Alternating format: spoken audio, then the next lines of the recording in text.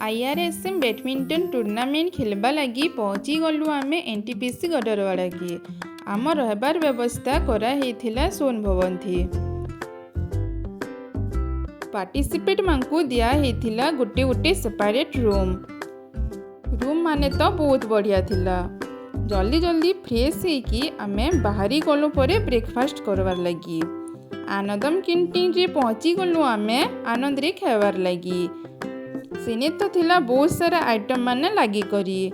मुई धरी आनली sprouts paratha dosa boiled egg आउ जूस।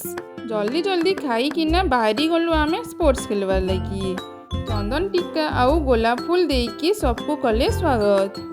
दीप प्रज्वलन करिकी स्टार्ट करदेले इनागुरेशन प्रोग्राम।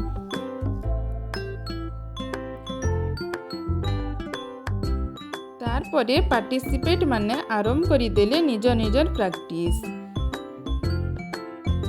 आमे जितलु कि हारनु जानमा आमर नेक्स्ट वीडियो रे।